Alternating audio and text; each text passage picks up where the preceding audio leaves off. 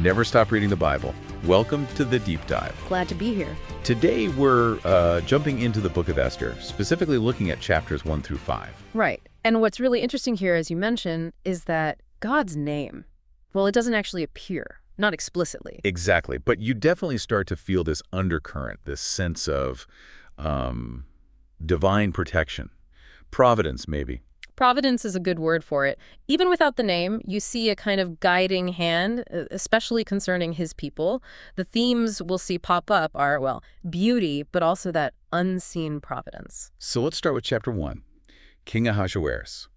He throws these massive banquets, like unbelievably lavish. Oh, absolutely. It's all about showing off his power, his royal might. A huge spectacle. But then things take a turn, don't they? Queen Vashti is summoned and she just refuses. Yeah, flat out refuses the king's command. And the king is furious. It seems personal, but the fallout is huge. Huge is right. Yeah. She gets deposed, just like that. And her refusal, her sort of personal act of defiance, it creates this opening. It really does. It kicks off the whole search for a new queen, which leads us straight into chapter 2, and that's where Esther comes in. Right. Esther, who we learn is Mordecai's cousin, and crucially, she's Jewish. She's chosen as one of the candidates. Then brought to the palace, but she keeps her identity, her Jewish heritage, a secret. That's important. Very important. And somehow, she finds favor with the king. More than finds favor, she becomes the new queen. It's quite a remarkable ascent, and her story is immediately tied to Mordecai's. He's not just family. He performs this vital service early on. You mean uncovering the assassination plot? Exactly that. He overhears this plot against the king, tells Esther, and she passes it on. So Mordecai, through Esther, saves the king's life. A small act of loyalty, you might think, but with massive implications later on. It's recorded, noted down. You see these threads starting to connect, even though they seem separate at first. Okay, so things seem okay for Esther and Mordecai, but then chapter 3 hits, and the mood just plummets. Haman enters the picture. Haman, an Agagite, promoted by the king.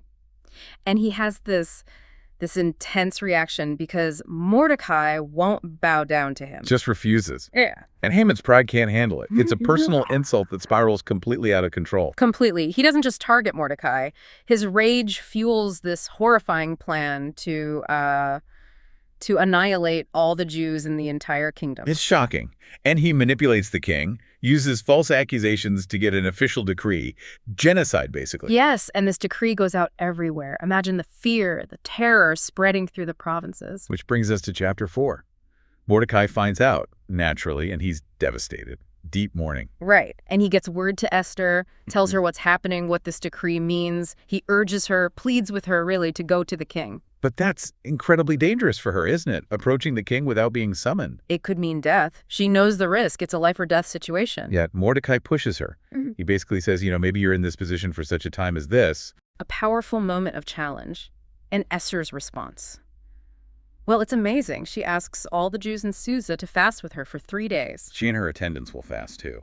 And then she decides she'll go to the king no matter the cost. That line, if I perish, I perish. Just, wow, the resolve is incredible. So, chapter 5. The fast ends. Esther puts on her royal robes and goes. She stands in the inner court. And the king sees her. He extends the golden scepter. She's safe for now. He receives her favorably. But she doesn't blurt out her request immediately, does she? Which is interesting. No, she plays it very carefully. She invites the king, and Haman specifically, to a banquet she's prepared for that day. Just the 3 of them. Intriguing strategy. Very. And at the banquet, the king asks again, what's your petition? But she delays again. Right. She asks him to come back for another banquet the next day. Then she'll reveal what she wants. It builds suspense, doesn't it? You feel like she has a definite plan unfolding. Meanwhile, Haman, he leaves that first banquet feeling great. Invited by the queen. Yeah, on top of the world.